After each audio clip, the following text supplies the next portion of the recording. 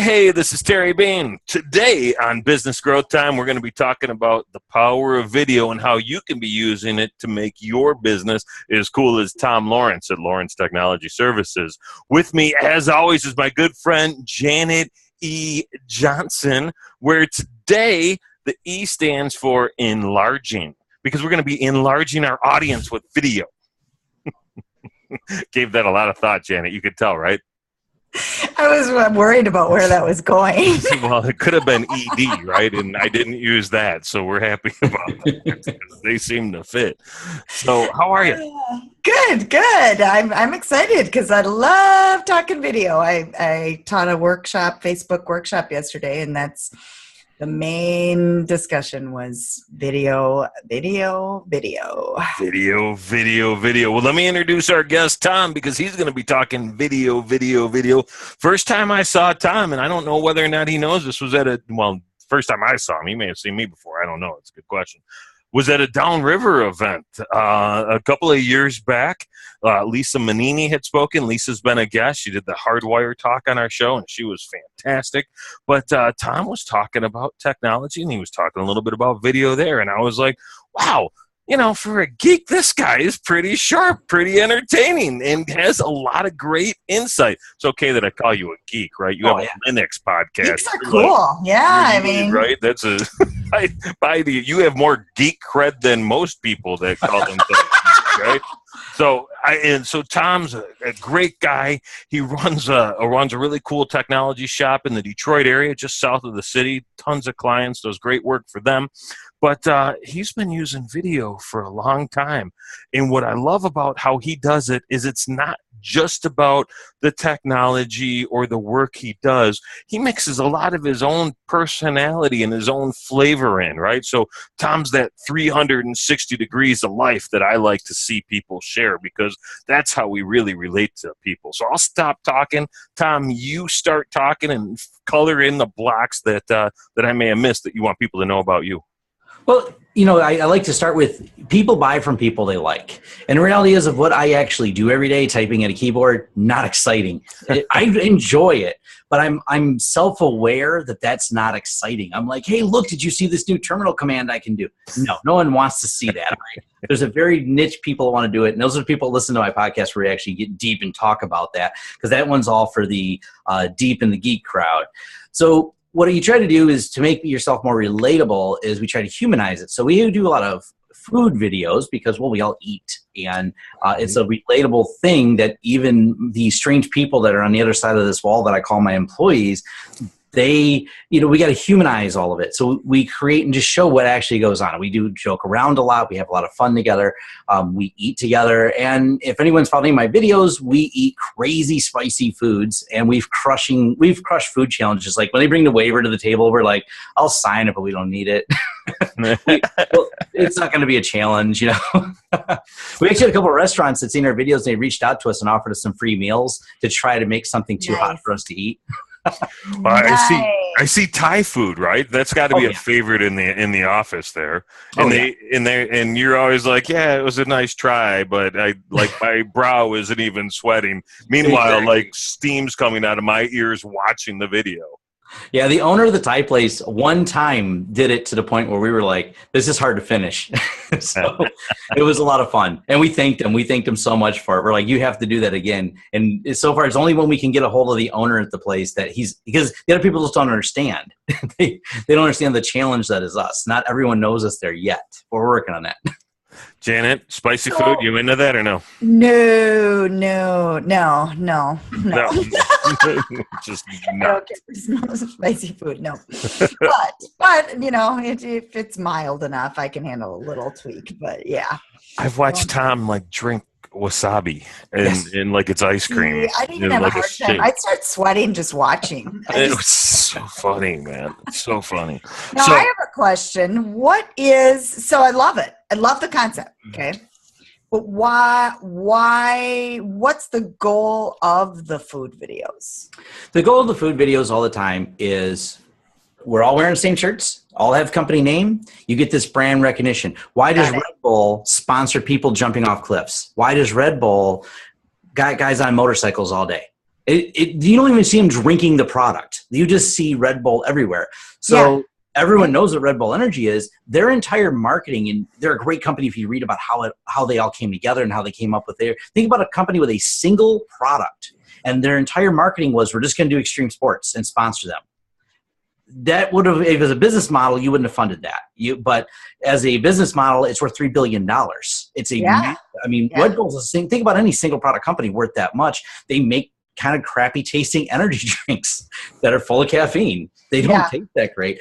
But it's that same concept that if we find something relatable, we find a reason people want to watch our videos. Incidentally, I check in at Lawrence Systems on Facebook. I get tons of likes off of that on my page because, hey, look, oh, by the way, you fix computers.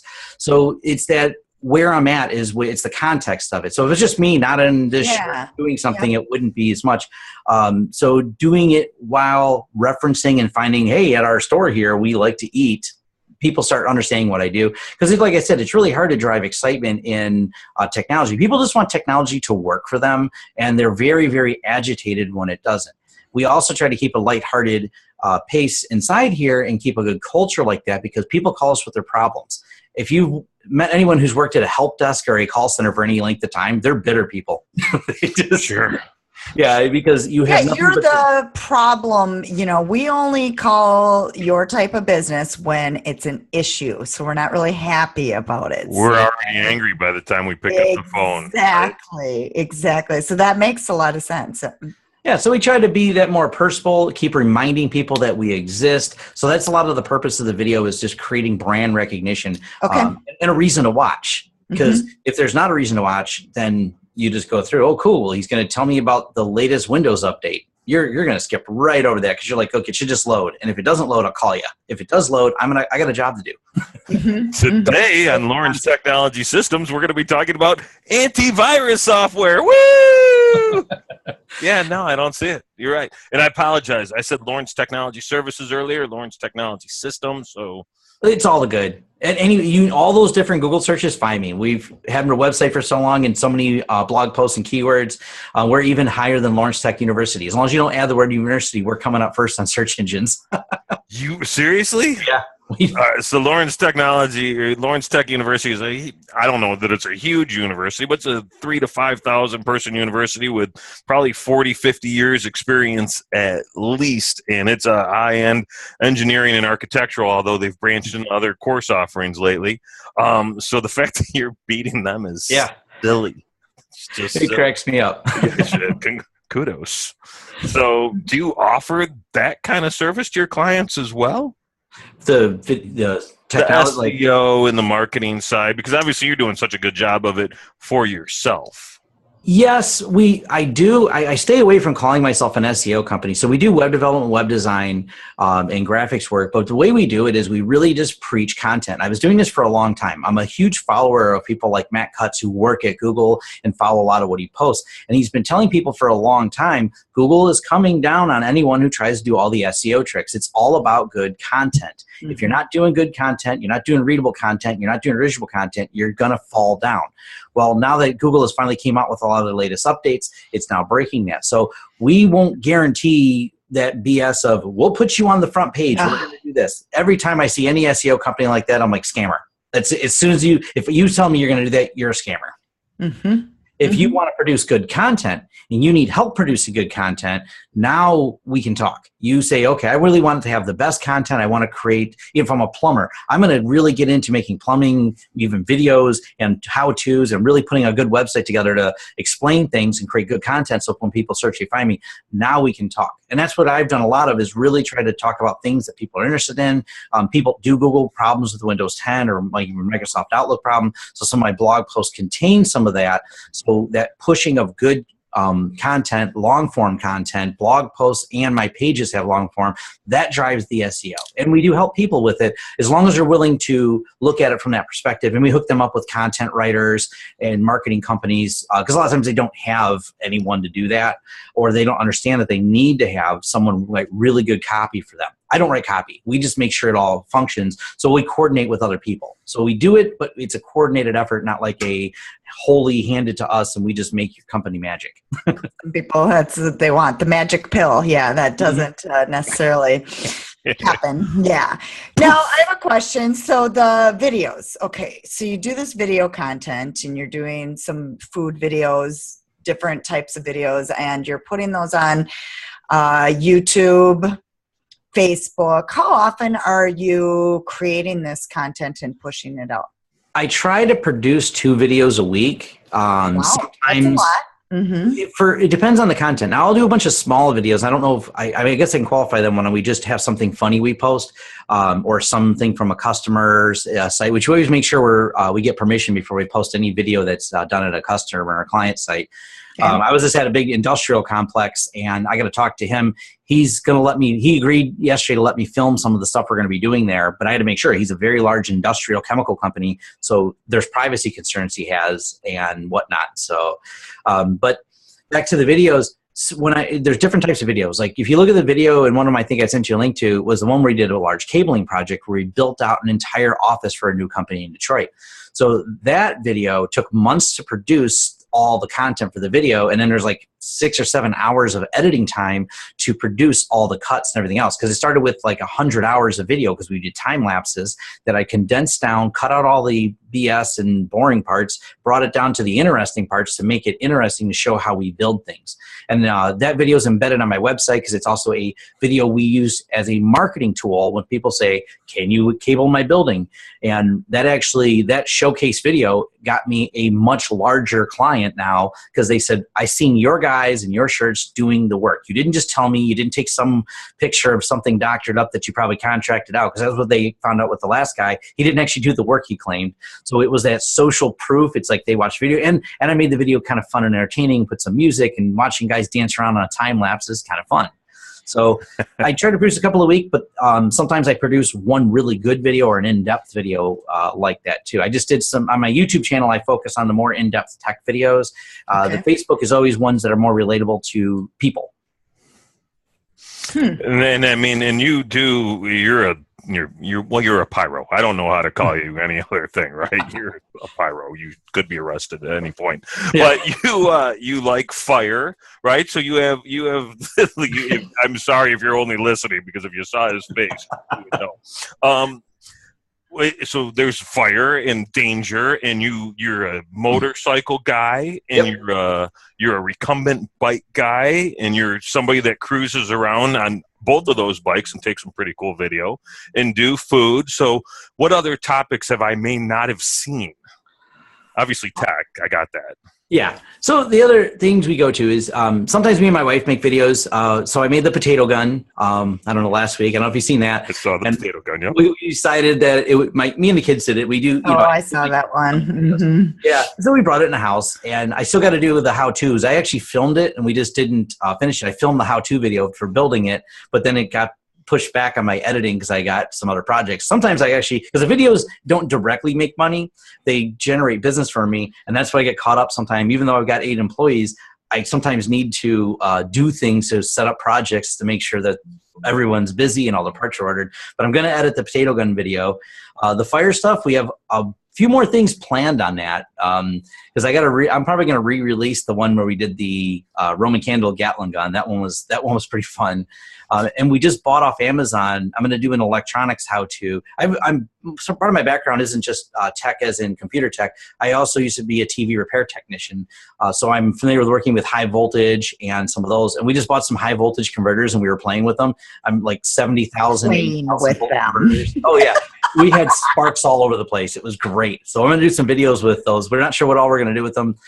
We did zap a Macintosh computer that was ready for retirement. So we did a bunch of arc welding on it with this. We used a fly swatter and some tape to not get electrocuted, and we had these sparks flying everywhere across the thing. But it's kind of fun because we're retiring old tech. We also did the video where we poured water on a laptop to show that it isn't the water that actually destroys electronics. The laptop actually works for like 10 minutes after you cover it with water. And so we try to make something fun or interesting because people, they spill it on time. The goal of the video is, one, we can fix computers when that happens. Two, what happens, kind of the science side of it, and showing people. So it's kind of instructional. And I have a couple other videos in my head I'm going to do because people don't understand like that you have to buy software. So I'm trying to find out a fun way to do that. And the call scammers. I'm really working on a way to tell people, quit listening to the call scammers. If a guy calls you and tells you something, don't give him your credit card. And this goes for IRS scams. This goes for... They called me about 20 times the other day. Same number over and over and over. And it was I Googled it finally, and I'm like, this is an IRS scam thing. Yep. So that's an interesting, but how do you get them to stop calling you? Maybe that should be in the video. Yeah, I wish there was a way.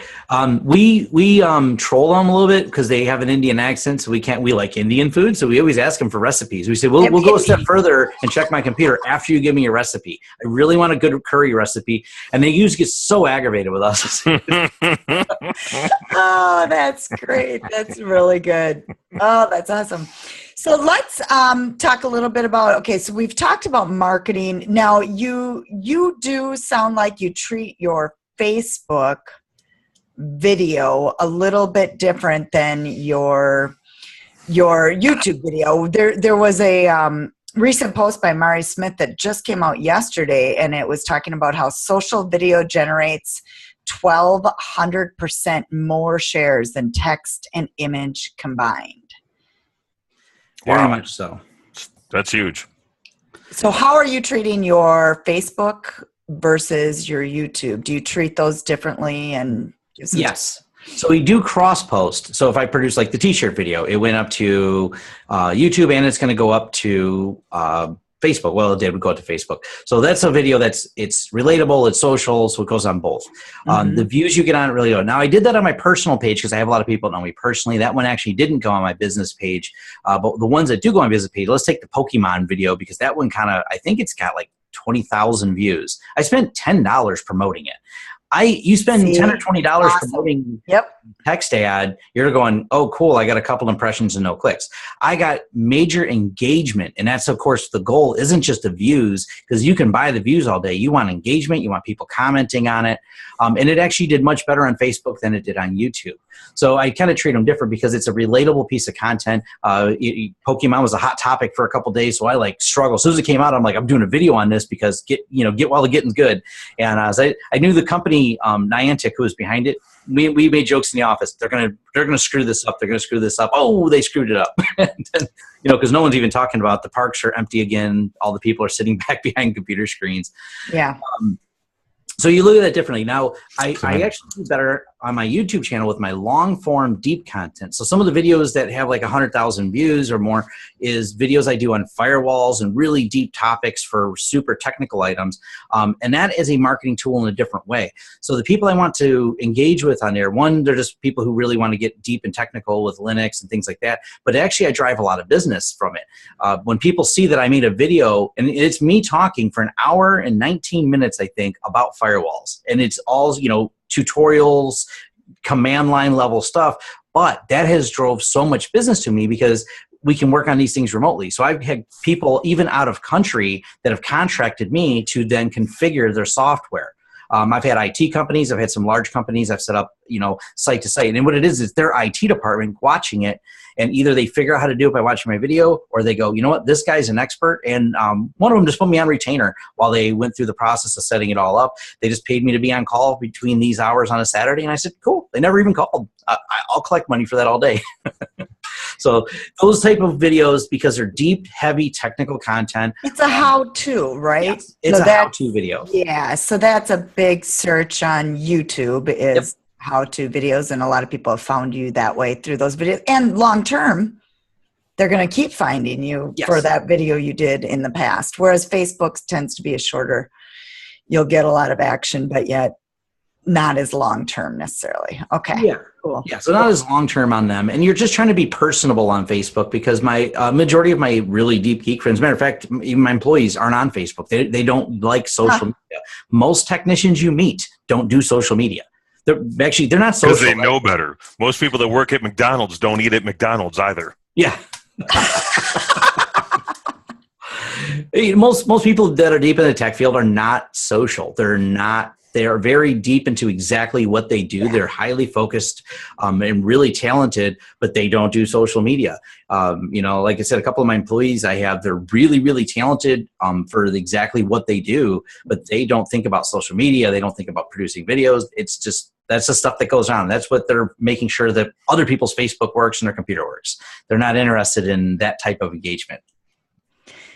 I'd like to talk about the creation. You do the creation. A lot of people don't, it sounds like you put a lot of time and energy into it. I mean, I think businesses need it, but what would be a tip for saving the time or helping with the time and effort put in behind the scenes in producing? So I tell you what, it's not as hard as people like to make it out to be. You can find, and I'm going to be doing some videos because I have a lot of people asking me this about workflow. So I'm going to be doing some videos on my YouTube channel just about workflow and putting a whole post together. That way, whenever someone asks, I'll have like a loaded link just to send them and go, here's a whole step-by-step. Editing's not as hard as you think. Here's an easy way to do the workflow. One of the tips I do is I usually shoot everything in one take, and and I'll do a pause or I clap real loud when I screw up.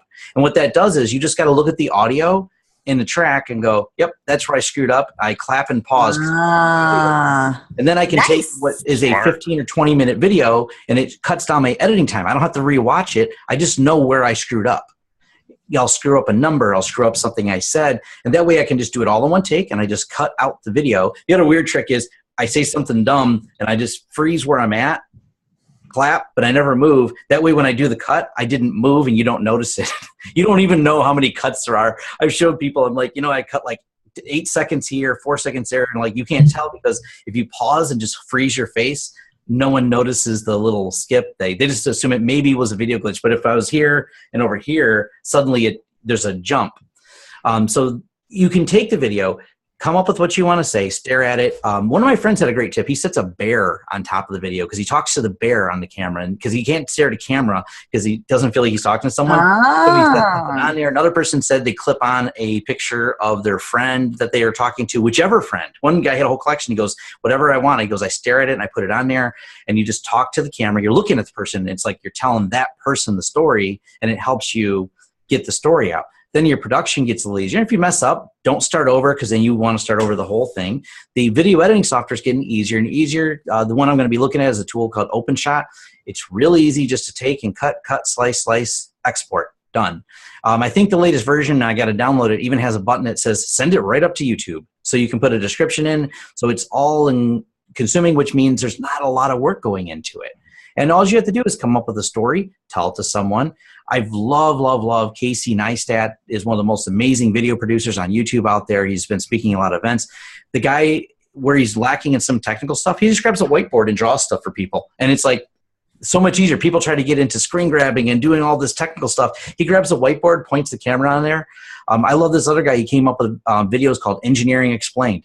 Nothing complicated. He's an engineer, a mechanical engineer who explains things, and he just draws everything in a whiteboard with him and a camera. And he's got a channel with like 3 million viewers because he overcame the technical challenge by popped a camera on a tripod, and he draws it all on a whiteboard because he knows how to draw on whiteboards and explain engineering things. So he produces really, really good content without a great microphone, without an incredible camera, without a special digital whiteboard that he edited. He just draws all on a whiteboard. He told me he screws up because the whiteboard will suddenly have an erased part and a moved part, but then he just erases in between and just cuts out the part where he erased it, and that's it. He's got these videos. He's millions of views.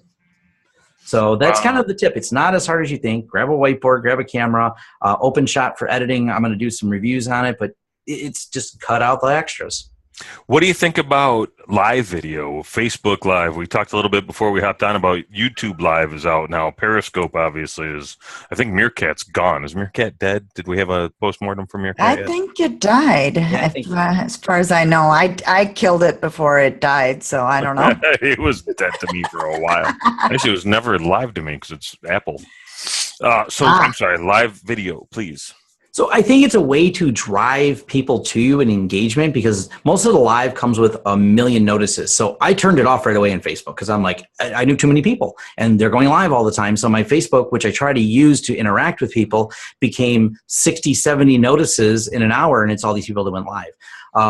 It's a way there is to drive engagement. I don't know about its long term other than for events. I like it for events, but too many people just every time they have something to say, they jump on there and go live. I think you can wear people out with it because, I've had a couple people on my Facebook that were just like, they went live 3 times every day to try to build themselves. And I'm like, you guys are just blowing my notice up. And that's what drove me to turn it off, because too many people are doing it. But there's people like Gary Vee who use it really well. He's crafted. He's something. I think things hit him, and live works for him because he's like, the moment of inspiration, he just boom grabs the phone, puts it in his face, and starts talking. And I think his brand really works for that. So I don't know that it works for everybody, but for events, I really like the live concept for events. I think that's where YouTube Live is going to get pretty cool. My cousin's a big YouTuber. My cousin makes her living off YouTube, and she did like some live events when she crossed some thresholds for subscribers. She was like so close to a few subscribers away, so she did a live event that dropped more people to her, and of course brought more subscribers, so you could experience it with her. So that was a time-related event that made it interesting. For a lot of the general stuff is why I don't do it as much. I try to be more put together before I do something. So I'm less a spontaneous, just the nature of the way I do it. So it doesn't work as well for me. But like I said, Gary Vee, he's nailed it. Awesome. Yeah. Yeah. And, I think a mix of both. Right now they are giving the power to the Facebook Lives at this point. I remember back about 2 years ago when video just became popular on Facebook. They were giving that so much power. I remember not even having to boost something at all, and you would have the organic reach of that video be thousands. But they pulled back on it, and that's Facebook Live has the power right now, but they will pull back on that too at some point. It generates excitement because it's live. So and that's what Facebook, they're all in on this. And one of the things we actually talk about in my Linux podcast is a lot of the back end of what Facebook's doing. Facebook is ramping up capacity to be able to handle more video. That's, the geeks that we interact with that work there at Facebook, in the server rooms. It's amazing what they're putting into it. They're investing so heavy in this to be able to do it. So it's an arms race too, because the only 2 players that can do it the scale are really YouTube and Facebook. The only people with the back end that can handle it. That's why Blab and them, it's really hard to do. It's hard to build a business around it. Very interesting. Yeah, I can imagine. That's a lot of data. It's a lot of storage. Yeah, it is. A lot of memory. It's a lot of oof. Yeah, that's crazy. Wow, this has been very, very cool. I think back to when we had Vincenzo Landino on a couple of weeks ago, and he was talking about being at Facebook a couple of weeks before our show, and he said that he was talking to the engineers, and they were changing the algorithm because they know by 2019, 90% of your Facebook feed will be video. 90%. So you are way ahead of the curve and putting great stuff out. I think that's awesome. And you've given some decent tips for people to get on that boat because they clearly need to be there. Do you have any final thoughts for what people should be doing just to make it easier? I like putting the bear on the camera and the editing software. Can maybe share a couple of tools that you've used in the editing software, because that's, I think, where people freak out most. That's where people freak out most. The Cadillac of the editing software really is the Adobe products. They are the best, but they can be daunting because there's a lot of complexity to it. There's a lot of options. That's why there's been a lot of development in different video software. And this company that's putting together this program called OpenShot, which is 100% free. I'm really excited to see, because I used them a while ago, but it's a one-man guy that just putting this software together, and he had a lot of struggle. Well, they finally, because video is becoming so popular, he's seen a lot of push. He ran a money campaign to say, if you can throw some money and get some help together, and his plan is to keep giving the software away for free. There's not a business model behind it. It's purposely just to create a better piece of software out there. And I'm hoping this latest version that got released only a couple days ago is as good as everyone's claiming it is on so far, because be that easy access that we want to see for everyone. So they don't have to try and learn this complicated Adobe. They just need to be able to cut out the ums, cut out the part where they screw up that makes people go, man, I shot 12 minutes of great video on financial something that I want to share, but I ummed at the 6-minute mark. Find easy ways to do that, to just cut it out and boom, done. So there's not actually a group of tools. I mean, for me, it's time-lapse videos and all that, which that gets to the complicated side. I mean, I could talk about it, but I don't know if it's as an easy of a tip for someone of how to do that. But when you are using tools like OpenShot, you can actually click on a video and just say, change the speed, make this play at 600% speed. And that really is a time lapse. It's that simple. And I did that with a video I did. If you see my how we make the hot pepper sauce that I started making, all I did was take parts of the video. People are like, oh, the video's great. I'm like, I did very little parts of it, and I just fast forwarded. I just shot it all at once and stood around doing it. But I'm 7 minutes cutting up peppers. No one wants to watch me cut up peppers. I'm not good at it. I'm not like a chef. So I played that at 900% speed, and you're like, you see me, I look like one of those, Ginsu guys. That's cool. Yeah, that's very cool. Well, and, like my son builds Legos sometimes for his channel. So, and that, is a little slow. So something like that, if it's easy to edit. I do feel I've dabbled in video editing myself, and I just don't want to do it, If that makes it, it's time consuming. It's extremely time consuming. So, I have trained people, but it's great to have something like the OpenShot or knowing what to use for it. Adobe, like you said, is way deep. I mean, yeah, you got to have somebody that really knows this stuff, and then, professional doing it. But I think that video editing, if it's simple, short to the point, or getting a VA to help you out with it so that you can focus on the content, is kind of where I'm at, where I'd rather focus the time. I do think that video is so important, and you've given some just awesome tips here. Do you just use your phone, or do you have the full setup, right? Do you go in the lights and the microphone and all that good stuff? Oh, I got everything. So I've spent some money on that. One of the things I started with, though, is getting a good microphone, because audio quality matters if you're doing instructional videos. No one wants to be struggling to understand what you're saying. And so even if you're really articulate, you don't have a good microphone, you're going to have a problem. So even right here, I bought this off eBay for $79. I see Jana's got the same one. The Blue Yeti microphone is very reasonably priced for doing the screencasting. The Rode microphone that I have on my SLR camera, you can go buy a basic, the 70D SLR, I think you can probably pick up used for $500 now. And the Rode microphone camera that I use is only $79 on eBay, $99 new. So it's not super expensive. And it's funny because you even look at someone, and I'll bring back to Casey Neistat.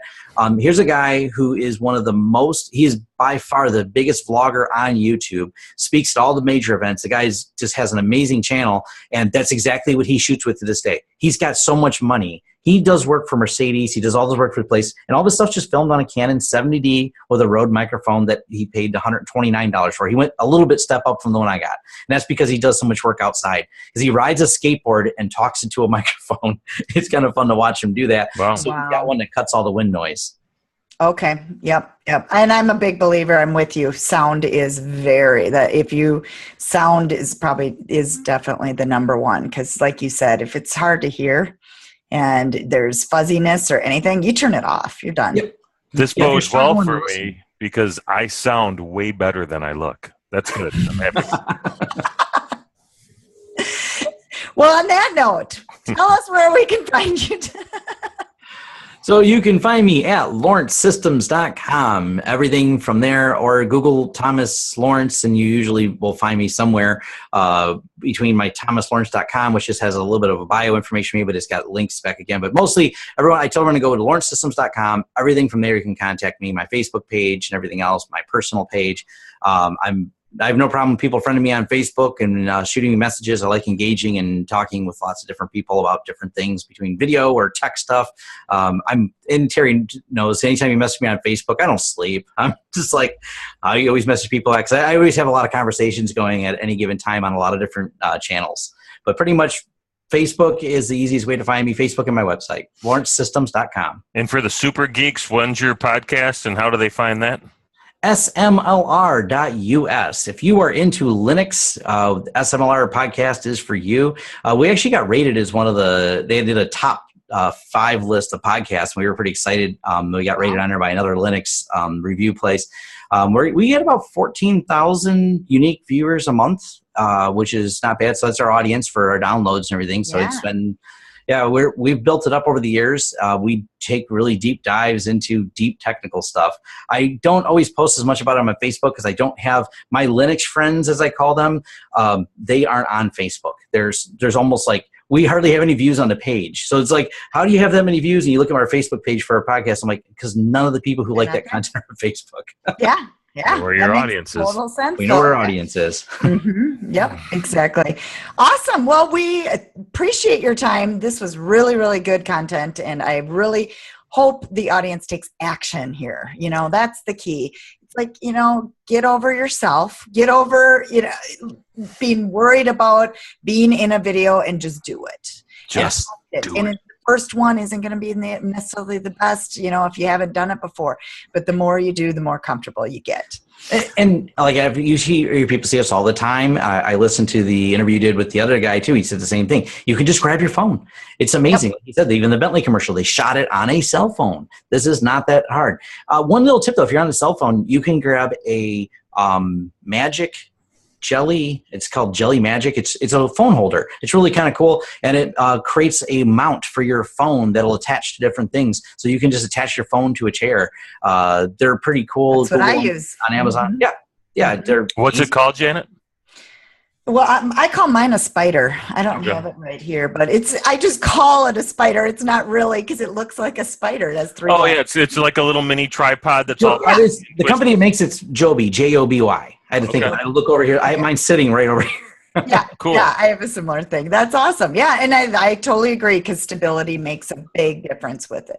Yeah, that's mine. Yeah, I have the same thing. Yeah. There you go. You just set it there and you point the phone and you can record.